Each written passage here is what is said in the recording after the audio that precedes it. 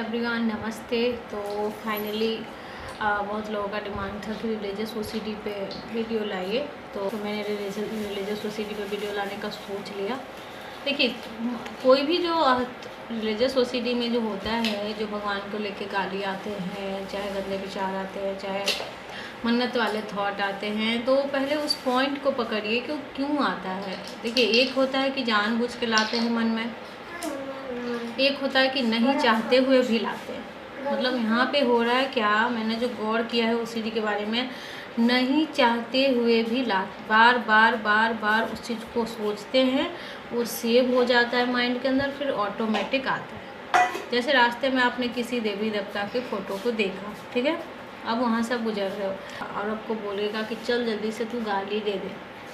अगर उस टाइम अपने बुद्धि को आगे करके बोलो कि क्यों भाई, क्यों गाली दूँ, और पीछे अपना दिमाग को ही किसी तरह थोड़ा देर का फीलिंग रहेगा, वो ऐसा लगेगा उस टाइम कंपल्सन कर दे। उस टाइम अगर जैसे तैसे अपने माइंड को इधर उधर बहला लिया, कहीं और लगा दिया, तो वो फीलिंग ख़त्म हो जाएगी। लेकिन उसी टाइम में अगर झट से जो कहा, उस जो नेगेटिव माइंड के कहे अनुसार आपने गाली भी दे दी माइंड के अंदर, मतलब गाली आ गया आपके ना चाहते हुए, अभी आप नहीं चाह रहे हो, लेकिन आपका नेगेटिव माइंड ने जैसा बोला और आपने सोच भी लिया, फिर क्या करेगा आपका नेगेटिव माइंड, आपको चिंता करा के बार बार कंपल्सन कराता रहता है। मतलब आप इतना चिंतित करते हो, देखो तो जरा कहीं मैंने, मतलब उसको ठीक करने के, रिश्योर करने के, चेक करने की आदत, जो मैंने कहीं मैंने मन्नत मांग तो नहीं लिया, वो उसी आपको भ्रमित कर देता है कि तूने।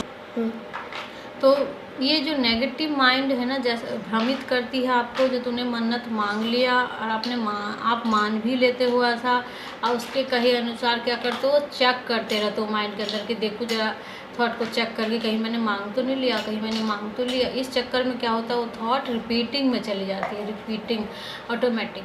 फिर उसको तोड़ने में बड़ा दिक्कत आता है, जो चैन तैयार हो जाती है ना, पैटर्न, उस पैटर्न को तोड़ने में बड़ा दिक्कत हो जाता है। तो देखिए, पहले तो आप लोग डरो मत। मन्नत ठीक है, क्या है नहीं है, सच है क्या है, मुझे हम लोग को, आप लोग को उतना सर्च पहली बात तो करना ही नहीं चाहिए था। सर्च करने के चक्कर में भी कभी कभार माइंड के अंदर कोई थॉट चले आते हैं। आपको यही समझना है कि भगवान से आपको दोस्ती कर लेनी है। आप जितना डरोगे उनसे, जितना भागोगे ना, उतना ही आपको तरह तरह के नेगेटिव थॉट डराएंगे। अगर उनसे दोस्ती कर लोगे ना, तो आपको कोई भी नेगेटिव थॉट फिर आपका कुछ नहीं बिगाड़ सकते पहली बात।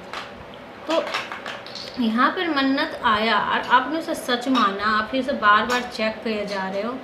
आप उसे स्टॉप करने के लिए आप पहली बात उसे सच क्यों मान रहे हो। ओसीडी बकवास करता है, आप उसे बकवास को मान भी तो ले रहे हो। जब ऑटोमेटिक थॉट वो लेके आता है तब वो नकली रहता है, पर अब उसे बार बार चेक कर उसमें जान डाल देते हैं, तो उसे चेक मत किया करें। जब ऑटोमेटिक मान लिया आप कहीं से गुजर रहे हो, अचानक से कोई मन्नत आ गया, तो उसमें आपकी गलती क्या है भाई, कुछ भी नहीं है, क्योंकि आपने जानबूझ के तो कुछ सोचा नहीं है, आपकी मर्जी के खिलाफ कुछ भी बके जा रहा है ओसीडी, तो इसको हम क्या कर सकते हो। तो उसको आप सच ना मान के किसी तरह दिमाग को थोड़ा देर कहीं और लगा दो। और कुछ देर की फीलिंग रहती है जो एकदम चेक करने का, कि देखिए कहीं मैंने मांग लिया तो क्या मांगा, क्या हो तो नहीं जाएगा, बार बार ये कुछ देर की फीलिंग रहती है। उस देर में आपने कुछ देर के लिए संभाल लिया ना, तो आपका ये मन जो है फिर वहाँ से हट जाएगा। और अगर ये सब फिर भी समझने में आपको दिक्कत हो रही है, लग रहा है कि नहीं मुझे नहीं समझ आ रहा है, तो आप काउंसलिंग का सहारा लीजिए। देखिए, काउंसलिंग मैं बार बार इसलिए कहती हूँ, मुझे लगता है कि दवाई खाने से जो शरीर पे बुरे इफेक्ट पड़ते हैं ना, उससे अच्छा है कि काउंसलिंग लो। काउंसलिंग से आपको एक गाइड मिलता है, अच्छा सपोर्ट मिल जाता है, और उससे आप अच्छी तरीके से धीरे धीरे समझ के बाहर आ जाते हैं। हाँ, लेकिन अगर हड़बड़ी करोगे कि नहीं कल मैंने काउंसलिंग ली, मुझे ठीक क्यों नहीं हुआ, मुझे तो बिल्कुल चमत्कार नहीं हो रहा, तो भाई तब तो आपका कुछ नहीं हो सकता। पहली बात, किसी चीज़ में सब्र रहना पड़ता है, हिम्मत रखनी पड़ती है, तो ज़रूर ठीक। लेकिन इसमें मेरे को जो लगता है कि काउंसलिंग ही काम कर रही है।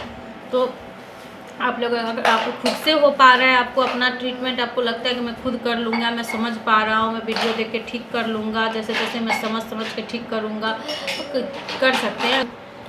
तो अगर आपको लग रहा है और नहीं लग रहा तो आप प्लीज़ काउंसलिंग ले। देखिए, आप लोग ऐसे मत किया करें, मैंने कितने लोगों को देखा थोड़े से पैसे के लिए एकदम ये रहेंगे, अपने जीवन से खिलवाड़ करते रहते हैं। अरे वो भाई, उससे अगर जब आपका ठीक हो सकता है, कितने लोग तो सुसाइडल कदम तक उठा लिए इसमें।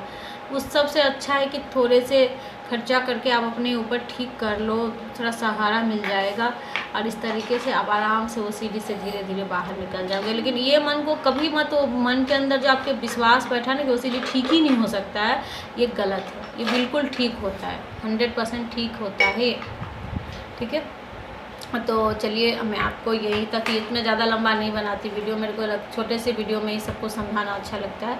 तो ये वीडियो आपको समझ में आएगी। आई होप आप मेरी सारी वीडियो देखेंगे और सीखेंगे, इससे बाहर निकलने का तरीका आपको समझ आएगा। धीरे धीरे प्रैक्टिस करिए, सब ज़रूर आप बाहर निकल जाएंगे, ठीक है, कुछ नहीं है। और तब तक के लिए मेरे चैनल को सब्सक्राइब किए बिना आपको जाना नहीं है, नहीं तो बहुत बुरा लगेगा मुझे, क्योंकि ये बहुत ज़्यादा हो रहा है। जो सब्सक्राइब कर लिए उनको तो मैं धन्यवाद कहूँगी, और जो नहीं किए हैं प्लीज़ कर लीजिए मेरे चैनल को सब्सक्राइब। आपके ही सपोर्ट के लिए मैं वीडियो डाल रही हूँ, आपकी ही हेल्प मिलेगी।